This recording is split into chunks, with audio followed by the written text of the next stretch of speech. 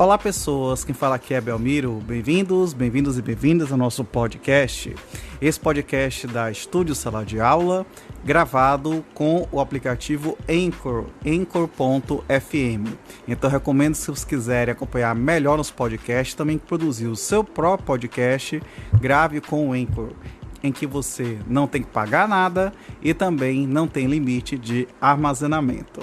Então, sem mais delongas, vamos então para o nosso episódio. Lei 9.784, de 29 de janeiro de 99, regula o processo administrativo no âmbito da administração pública federal. O Presidente da República faz saber ao Congresso Nacional, decreta e sanciona a seguinte lei, capítulo 1 das Disposições Gerais. Esta lei estabelece as normas básicas sobre o processo administrativo no âmbito da administração federal, direta e indireta, visando em especial a proteção dos direitos administrados e ao melhor cumprimento dos fins da administração. Parágrafo 1º. Os preceitos desta lei também se aplicam aos órgãos dos poderes legislativo e judiciário da União quando desempenham de função administrativa. Parágrafo 2º. Para os fins desta lei, consideram-se: inciso 1, órgão, a unidade de atuação integrante da estrutura da administração direta e da estrutura da administração indireta. 2, entidade, a unidade de atuação dotada de personalidade jurídica.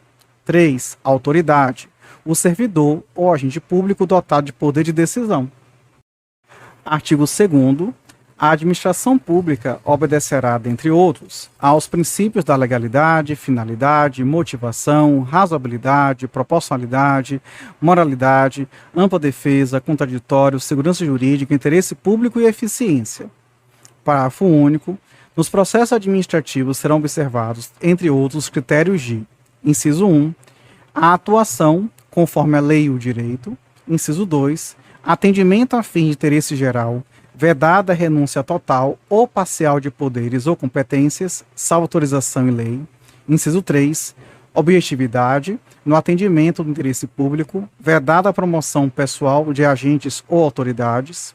Inciso 4, atuação segundo padrões éticos de probidade, decoro e boa-fé. Inciso 5, divulgação oficial dos atos administrativos, ressalvadas as hipóteses de sigilo previsto na Constituição. Inciso 6, adequação entre os meios e os fins, vedada a imposição de obrigações, restrições e sanções em medida superior àquelas estritamente necessárias ao atendimento do interesse público. Inciso 7, indicação dos pressupostos de fato e de direito que determinaram a decisão. Inciso 8. Observância de formalidades essenciais à garantia dos direitos administrados. Inciso 9. Adoção de formas simples suficientes para propiciar adequado grau de certeza, segurança e respeito aos direitos administrados. Inciso 10. Garantia dos direitos à comunicação, à apresentação de alegações finais, à produção de provas e à interposição de recursos nos processos de que possam resultar sanções e nas situações de litígio. Inciso 11. Proibição de cobrança de despesas processuais ressalvadas as previstas em lei. Inciso 12. Impulsão de ofício do processo administrativo sem prejuízo da atuação dos interessados. Inciso 13. Interpretação da norma administrativa que melhor garanta o atendimento do fim público a que se dirige, vedada a aplicação retroativa de nova interpretação. Capítulo 2. Dos direitos dos administrados. Artigo 3º. O administrado tem os seguintes direitos perante a administração, sem prejuízo de outros que lhe sejam assegurados. Inciso 1. Ser tratado com respeito pelas autoridades e servidores, que deverão facilitar o exercício de seus direitos e o cumprimento de suas obrigações. Inciso 2. Ter ciência da tramitação dos processos administrativos em que tenha a condição de interessado, ter visto os autos, obter cópias de documentos neles contidos e conhecer das decisões proferidas. Inciso 3.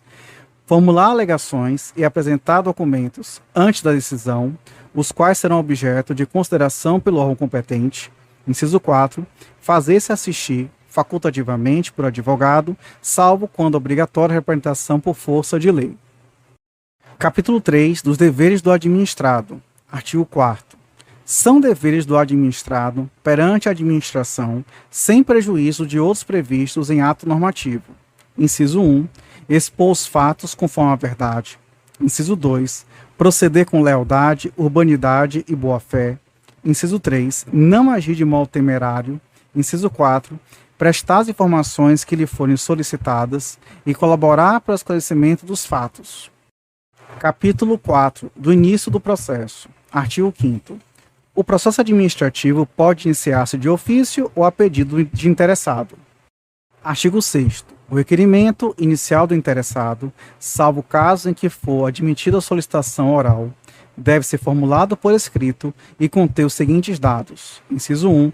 Órgão ou autoridade administrativa a que se dirige. Inciso 2. Identificação do interessado ou de quem o represente. Inciso 3. Domicílio do requerente ou local para recebimento de comunicações. Inciso 4. Formulação do pedido com exposição dos fatos e de seus fundamentos. Inciso 5. Data e assinatura do requerente ou de seu representante. Parágrafo único. É vedada à administração a recusa imotivada de recebimento de documentos, devendo o servidor orientar o interessado quanto ao suprimento de eventuais falhas. Artigo 7º. Os órgãos e entidades administrativas deverão elaborar modelos ou formulários padronizados para assuntos que importem pretensões equivalentes. Artigo 8º. Quando os pedidos de uma pluralidade de interessados tiverem conteúdo e fundamentos idênticos, poderão ser formulados em um único requerimento, salvo preceito legal em contrário. Capítulo 5 dos interessados. Artigo 9º. São legitimados como interessados no processo administrativo. Inciso 1. Pessoas físicas ou jurídicas que o iniciem como titulares de direitos ou interesses individuais ou no exercício do direito de representação. Inciso 2. Aqueles que, sem terem iniciado o processo, têm direitos ou interesses que possam ser afetados pela decisão a ser adotada. Inciso 3. As organizações e associações representativas no tocante a direitos e interesses coletivos. Inciso 4. As pessoas ou as associações legalmente constituídas quanto a direitos ou interesses difusos. Artigo 10. São capazes, para fim de processo administrativo, os maiores de 18 anos, ressalvada a previsão especial em ato normativo próprio. Capítulo 6 da competência. Artigo 11. A competência é irrenunciável e se exerce pelos órgãos administrativos a que foi atribuída como própria, salvo os casos de delegação e avocação legalmente admitidos. Artigo 12.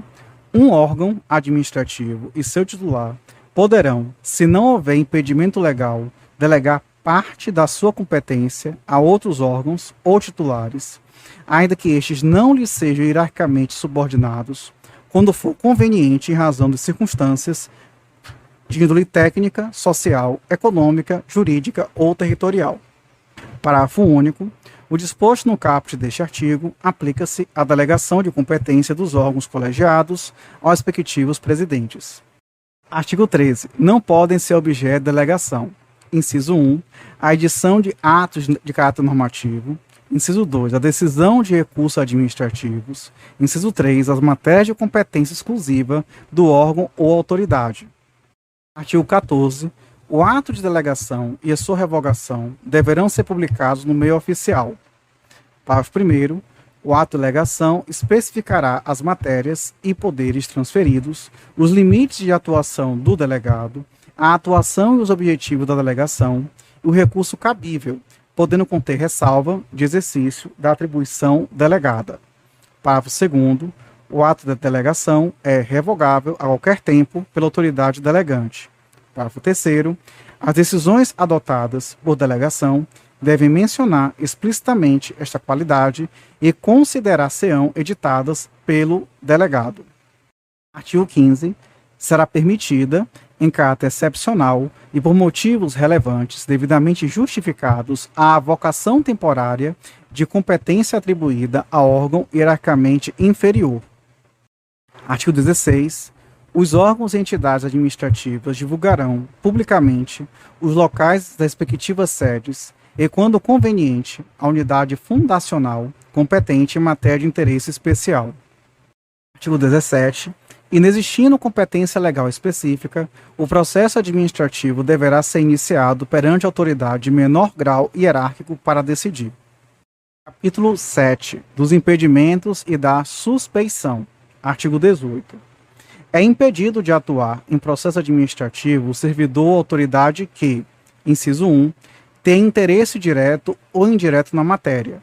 Inciso 2, tenha participado ou venha participar como perito, testemunha ou representante, ou se tais situações ocorrem quanto ao cônjuge, companheiro ou parente e afins a terceiro grau. Inciso 3, esteja litigando judicial ou administrativamente com o interessado ou respectivo cônjuge ou companheiro. Artigo 19. A autoridade ou servidor que incorrer em impedimento deve comunicar o fato à autoridade competente, abstendo-se de atuar. Parágrafo único. A omissão do dever de comunicar o impedimento constitui falta grave para efeitos disciplinares. Artigo 20. Pode ser arguída a suspeição de autoridade ou servidor que tem amizade íntima ou inimizade notória com algum dos interessados ou com respectivos cônjuges, companheiros, parentes e afins até terceiro grau. Artigo 21. O indeferimento de alegação de suspeição poderá ser objeto de recurso sem efeito suspensivo. Capítulo 8. Da forma, tempo e lugar dos atos do processo. Artigo 22. Os atos do processo administrativo não dependem de forma determinada, senão quando a lei expressamente a exigir. Parágrafo 1º. Os atos do processo devem ser produzidos por escrito, em vernáculo, com a data e local da sua realização e a assinatura da autoridade responsável. Parágrafo 2º. Salvo imposição legal, o reconhecimento de firma somente será exigido quando houver dúvida de autenticidade. Parágrafo 3º. A autenticação de documentos exigidos em cópia poderá ser feita pelo órgão administrativo. Parágrafo 4º. O processo deverá ter suas páginas numeradas sequencialmente e rubricadas. Artigo 23. Os atos do processo devem realizar-se em dias úteis, no horário normal de funcionamento da repartição, na qual tramitar o processo. Parágrafo único. Serão concluídos, depois do horário normal, os atos já iniciados, cujo adiamento prejudique o curso regular do procedimento ou cause dano ao interessado ou à administração. Artigo 24.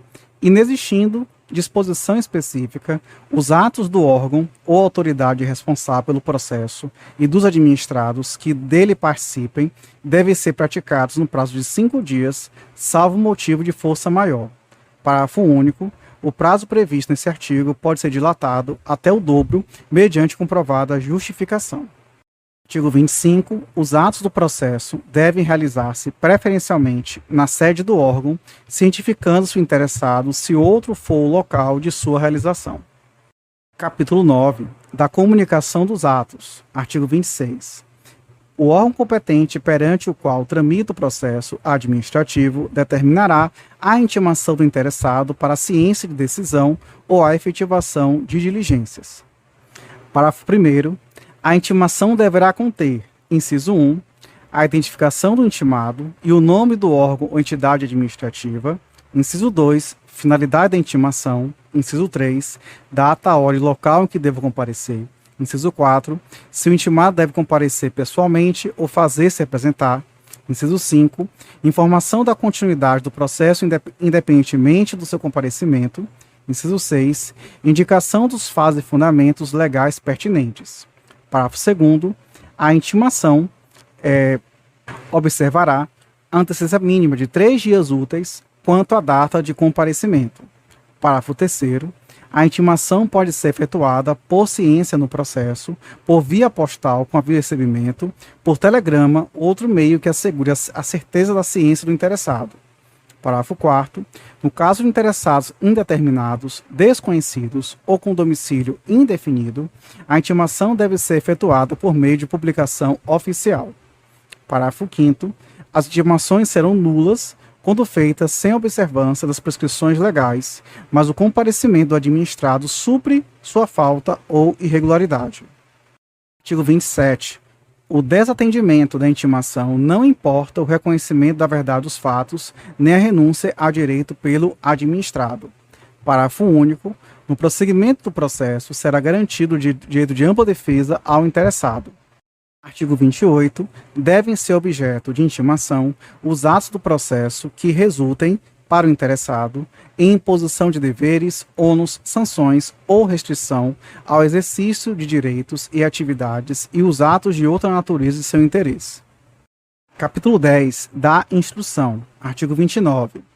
As atividades de instrução destinadas a averiguar e comprovar os dados necessários à tomada de decisão realizam-se de ofício ou mediante impulsão do órgão responsável pelo processo, sem prejuízo do direito dos interessados de propor atuações probatórias. Parágrafo 1º. O órgão competente para a instrução fará constar dos autos os dados necessários à decisão do processo. Parágrafo 2º. Os atos de instrução que exijam a atuação dos interessados devem realizar-se de modo menos oneroso para estes. Artigo 30. São inadmissíveis, num processo administrativo, as provas obtidas por meios ilícitos. Artigo 31. Quando a matéria do processo envolver assunto de interesse geral, o órgão competente poderá, mediante despacho motivado, abrir período de consulta pública para manifestação de terceiros antes da decisão do pedido, se não houver prejuízo para a parte interessada. Parágrafo 1º. A abertura de consulta pública será objeto de divulgação pelos meios oficiais, a fim de que as pessoas físicas ou jurídicas possam examinar os autos, fixando-se prazo para oferecimento de alegações escritas. Parágrafo 2º. O comparecimento à consulta pública não confere por si a condição de interessado no processo, mas confere o direito de obter da administração resposta fundamentada que poderá ser comum a todas as alegações substancialmente iguais. Artigo 32. Antes da tomada de decisão, a juízo da autoridade, diante da relevância da questão, poderá ser realizada audiência pública para debate sobre a matéria do processo. Artigo 33. Os órgãos e entidades administrativas em matéria relevante poderão estabelecer outros meios de participação de administrados, diretamente ou por meio de organizações e associações legalmente reconhecidas. Artigo 34. Os resultados da consulta e audiência pública e de outros meios de participação de administrados deverão ser apresentados com a indicação do procedimento adotado. Artigo 35. Quanto necessária a instrução do processo, a audiência de outros órgãos ou entidades administrativas poderá ser realizada em reunião conjunta com a participação de titulares ou representantes dos órgãos competentes, lavrando-se a respectiva ata a ser juntada nos autos. Artigo 36. Cabe ao interessado a prova dos fatos que tenha alegado, sem prejuízo do dever atribuído ao órgão competente para a instrução e do disposto no artigo 37 desta lei. Artigo 37. Quando o interessado declarar que os fatos e dados estão registrados em documentos existentes na própria administração responsável pelo processo ou em outro órgão administrativo, o órgão competente para a instrução proverá, de ofício, a obtenção dos documentos ou das respectivas cópias. Artigo 38. O interessado poderá, na fase instrutória e antes da tomada da decisão, juntar documentos e pareceres, requerer diligências e perícias, bem como aduzir alegações referentes à matéria objeto do processo. Parágrafo 1º. Os elementos probatórios deverão ser considerados na motivação do relatório e da decisão. Parágrafo 2º. Somente poderão ser recusados, mediante decisão fundamentada, as provas propostas pelos interessados quando sejam ilícitas, impertinentes, desnecessárias ou protelatórias. 39. Quando for necessária, a prestação de informações ou a apresentação de provas pelos interessados ou terceiros serão expedidas intimações para este fim, mencionando-se data, prazo e forma e condições de atendimento. Parágrafo único. Não sendo atendida a intimação, poderá o órgão competente, se entender relevante a matéria, suprir de ofício a omissão, não se eximindo de proferir a decisão. Artigo 40.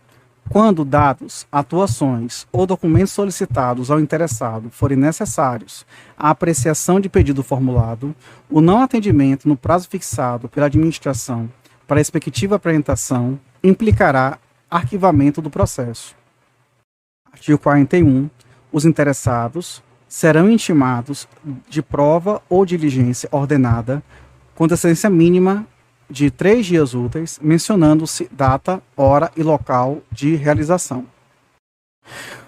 Artigo 42. Quando deva ser obrigatoriamente ouvido um órgão consultivo, o parecer deverá ser emitido no prazo máximo de 15 dias, salvo norma especial ou comprovada necessidade de maior prazo. Parágrafo 1º. Se um parecer obrigatório e vinculante deixar de ser emitido no prazo fixado, o processo não terá seguimento até a respectiva apresentação, responsabilizando-se quem der causa ao atraso. Parágrafo 2º. Se um parecer obrigatório e não vinculante deixar de ser emitido no prazo fixado, o processo poderá ter prosseguimento e ser decidido com a sua dispensa, sem prejuízo da responsabilidade de quem se omitiu no atendimento. Artigo 43. Quando, por disposição de ato normativo, devam ser previamente obtidos laudos técnicos de órgãos administrativos e estes não cumprirem o encargo no prazo assinalado, o órgão responsável pela instrução deverá solicitar laudo técnico de outro órgão dotado de qualificação e capacidade técnica equivalentes. Artigo 44. Encerrada a instrução, o interessado terá o direito de manifestar-se no prazo máximo de 10 dias, salvo se outro prazo for legalmente fixado. Artigo 45. Em caso de risco iminente, a administração pública poderá motivadamente adotar providências cauteladoras sem a prévia manifestação do interessado.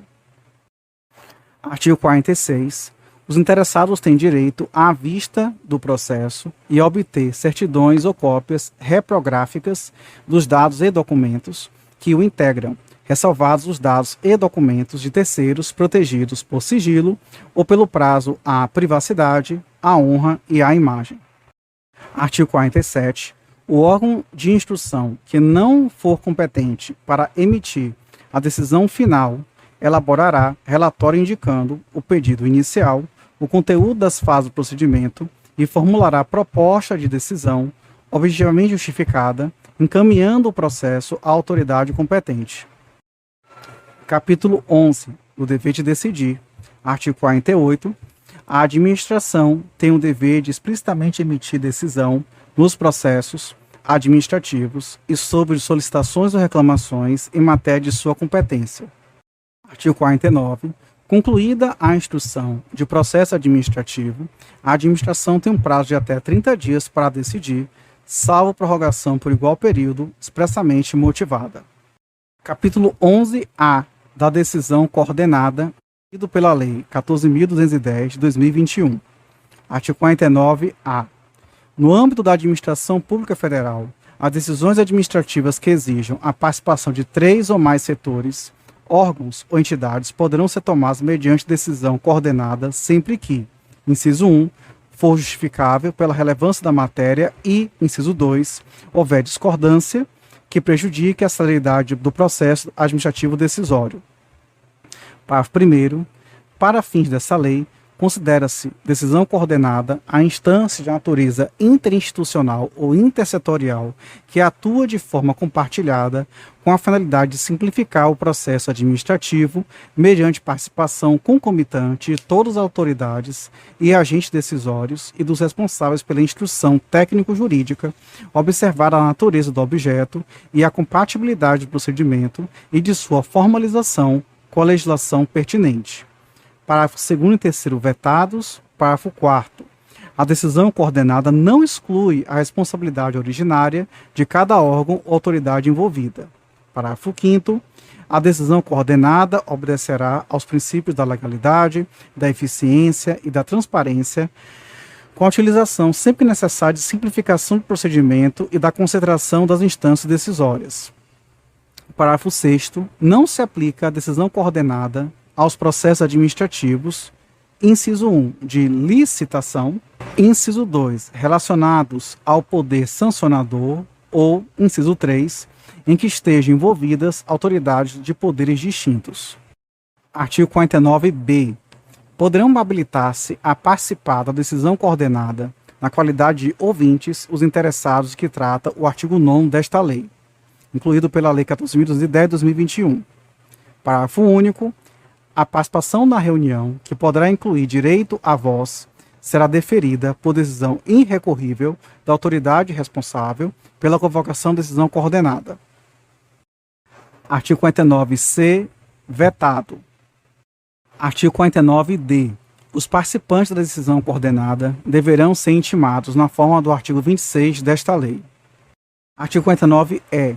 Cada órgão ou entidade participante é responsável pela elaboração de documento específico sobre o tema atinente à respectiva competência, a fim de subsidiar os trabalhos e integrar o processo de decisão coordenada. Parágrafo único. O documento previsto no caput desse artigo abordará a questão objeto da decisão coordenada e eventuais precedentes. Tudo isso incluído pela Lei 14.010 de 2021. Artigo 49f. Eventual dissenso na solução do objeto da decisão coordenada deverá ser manifestado durante as reuniões de forma fundamentada, acompanhado das propostas de solução e de alteração necessárias para a resolução da questão. Parágrafo único. Não poderá ser arguída matéria estranha ao objeto da convocação. Artigo 49g. A conclusão dos trabalhos da decisão coordenada será consolidada em ata que conterá as seguintes informações. Inciso 1, relato sobre os itens da pauta. Inciso 2, síntese dos fundamentos aduzidos. Inciso 3, síntese das teses pertinentes ao objeto da convocação. Inciso 4, registro das orientações, das diretrizes, das soluções ou das propostas de atos governamentais relativos ao objeto da convocação. Inciso 5, posicionamento dos participantes para subsidiar a futura atuação governamental em matéria idêntica ou similar. E, inciso 6, decisão de cada órgão ou entidade relativa à matéria sujeita à sua competência. Parágrafo 1º. Até a assinatura da ata, poderá ser complementada a fundamentação da decisão da autoridade ou do agente a respeito de matéria de competência do órgão ou da entidade representada. Parágrafo 2º, vetado. Parágrafo 3º. A ata será publicada no extrato, por extrato, no Diário Oficial da União, do qual deverão constar, além do registro referido no inciso 4 do caput deste artigo, os dados identificadores da decisão coordenada e o órgão e o local em que se encontra a ata em seu inteiro teor para conhecimento dos interessados. Capítulo 12. Da motivação. Artigo 50. Os atos administrativos deverão ser motivados com indicação dos fatos e dos fundamentos jurídicos quando, inciso 1, neguem, limitem ou afetem direitos ou interesses. Inciso 2, imponham ou agravem deveres, encargos ou sanções. Inciso 3, decidam processo administrativo de concurso ou seleção pública. Inciso 4, dispensem ou declarem a inexigibilidade do processo licitatório. Inciso 5, decidam recursos administrativos. Inciso 6, decorram de reexame de ofício. Inciso 7, deixem de aplicar jurisprudência firmada sobre a questão ou discrepem de pareceres, laudos, propostas e relatórios oficiais. Inciso 8, importem anulação, revogação, suspensão ou convalidação de ato administrativo. Parágrafo 1º. A motivação deve ser explícita, clara e congruente, podendo consistir em declaração de concordância com fundamentos de anteriores pareceres, informações, decisões ou propostas que, neste caso, serão parte integrante do ato. Parágrafo 2º. Na solução de vários assuntos da mesma natureza, pode ser utilizado meio mecânico que reproduza os fundamentos das decisões, desde que não prejudique o direito ou garantia os interessados. Parágrafo 3º. A motivação das decisões de órgãos colegiados e comissões ou decisões orais constará na respectiva ata ou de termo escrito. Capítulo 13. Da desistência e outros casos de extinção do processo. Artigo 51. O interessado poderá, mediante manifestação escrita, desistir total ou parcialmente do pedido formulado ou ainda renunciar a direitos disponíveis. Parágrafo 1º. Havendo vários interessados, a desistência ou renúncia atinge somente quem a tenha formulado. Parágrafo 2º. A desistência ou renúncia do interessado, conforme o caso, não prejudica o prosseguimento do processo se a administração considerar que o interesse público assim o exige. Artigo 52. O órgão competente poderá declarar extinto o processo, sendo exaurida sua finalidade, o objeto da decisão se tornar impossível, inútil ou prejudicado por fatos provenientes. Capítulo 14. Da anulação, revogação e convalidação. Artigo 53. A administração deve anular seus próprios atos quando eivados de vício de legalidade e pode revogá-los por motivo de conveniência ou oportunidade, respeitados os direitos adquiridos. Artigo 54.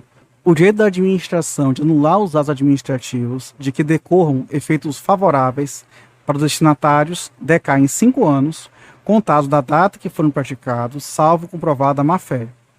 Parágrafo 1º. No caso de efeitos patrimoniais contínuos, o prazo de decadência contar-se-á da percepção do primeiro pagamento. Parágrafo 2º. Considera-se exercício de direito de anular qualquer medida de autoridade administrativa que importe impugnação à validade do ato. Artigo 55. Em decisão na qual se evidencie não acarretar em lesão ao interesse público, nem prejuízo a terceiros, os atos que apresentarem efeitos sanáveis poderão ser convalidados pela própria administração. Capítulo 15. Do recurso administrativo e da revisão. Artigo 56. Das decisões administrativas cabe recurso em face de razões de legalidade e de mérito. Parágrafo 1º. O recurso será dirigido à autoridade que proferir a decisão, a qual, se não reconsiderar no prazo de 5 dias, o encaminhará à autoridade superior. Parágrafo 2º. Salvo exigência legal, a interposição de recurso administrativo independe de caução. Parágrafo 3º. Se o recorrente alegar que a decisão administrativa contraria enunciado de súmula vinculante, caberá à autoridade prolatora da decisão impugnada, se não a reconsiderar, explicitar, antes de encaminhar o recurso à autoridade superior, as razões da aplicabilidade ou inaplicabilidade da súmula, conforme o caso.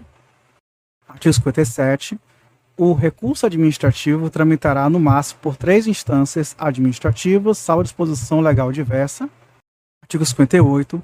Tem legitimidade para interpor recurso administrativo. Inciso 1. Os titulares, direitos e interesses de que forem parte no processo. Inciso 2. Aqueles cujos direitos ou interesses forem indiretamente afetados pela decisão recorrida. Inciso 3.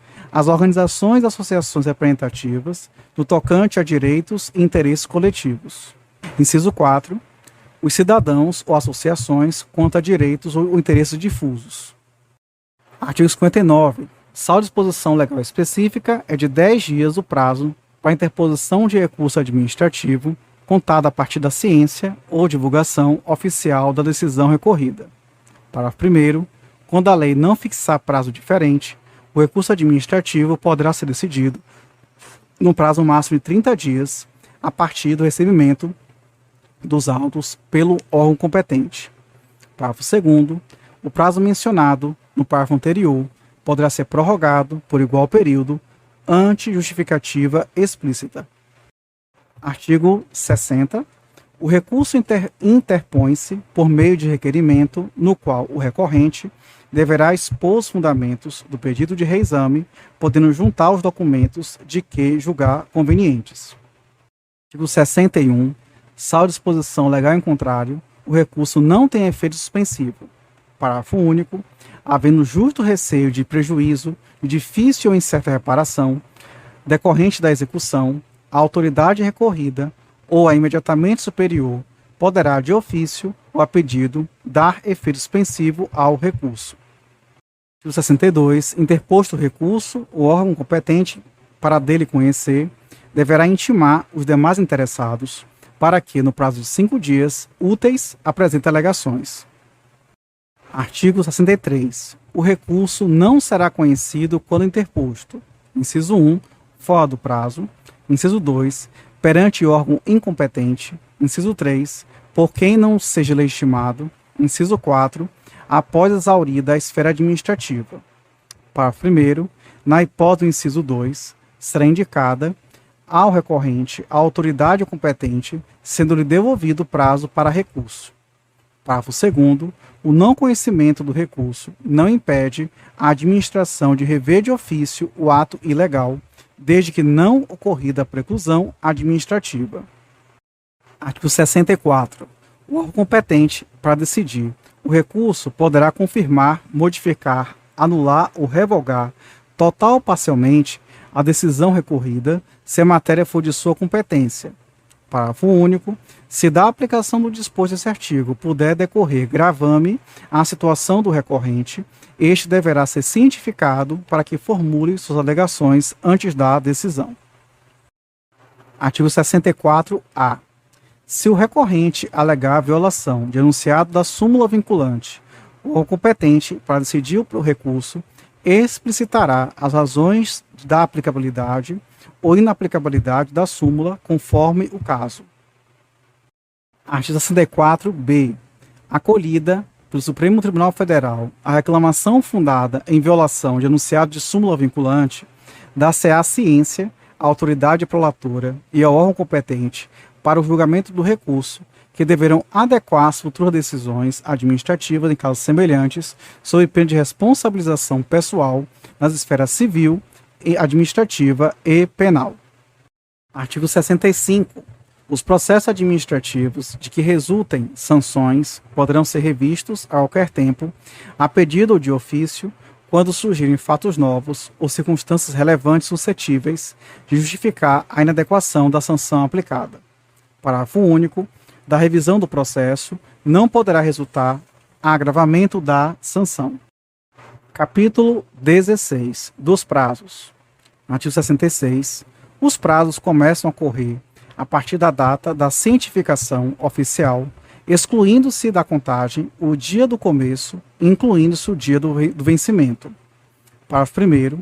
Considera-se prorrogado o prazo até o primeiro dia útil seguinte, se o vencimento cair em dia em que não houver expediente ou se este for encerrado antes da hora normal. Parágrafo 2º. Os prazos expressos em dias contam-se de modo contínuo. Parágrafo 3º. Os prazos fixados em meses ou anos contam-se de data a data. Se, no mês do vencimento, não houver o dia equivalente àquele do início do prazo, tem-se como termo o último dia do mês. Artigo 67. Salvo motivo de força maior devidamente comprovado, os prazos processuais não se suspendem. Capítulo 17. Das sanções. Artigo 68. As sanções a serem aplicadas por autoridade competente terão natureza pecuniária ou consistirão em obrigação de fazer ou de não fazer, assegurado sempre o direito de defesa. Capítulo 18. Das disposições finais. Artigo 69. Os processos administrativos específicos continuarão a reger-se por lei própria, aplicando-se-lhes apenas subsidiariamente os preceitos desta lei. Artigo 69-A. Terão prioridade na tramitação em qualquer órgão ou instância os procedimentos administrativos em que figure como parte ou interessado. Inciso 1. Pessoa com idade superior, igual ou superior a 60 anos. Inciso 2. Pessoa portadora de deficiência física ou mental. Inciso 3. Vetado. Inciso 4. Pessoa portadora de tuberculose ativa, esclerose múltipla, neoplasia maligna, hanseníase, paralisia irreversível e incapacitante, cardiopatia grave, doença de Parkinson, espondiloartrose, anquilosante, nefropatia grave, hepatopatia grave, estados avançados de doença de Paget, osteite deformante, contaminação por radiação, síndrome de imunodeficiência adquirida, outra doença grave, com base em conclusão da medicina especializada, mesmo que a doença tenha sido contraída após o início do processo. Parágrafo 1º. A pessoa interessada na obtenção do benefício, juntando prova de sua condição, deverá requerer a autoridade administrativa competente que determinará as providências a serem cumpridas. Parágrafo 2º. Deferida a prioridade, os autos receberão identificação própria que evidencie o regime de tramitação prioritária. Parágrafo 3º e 4º, vetados. Artigo 70. Esta lei entra em vigor na data de sua publicação. Brasília, 29 de janeiro de 99. Fernando Henrique Cardoso, presidente.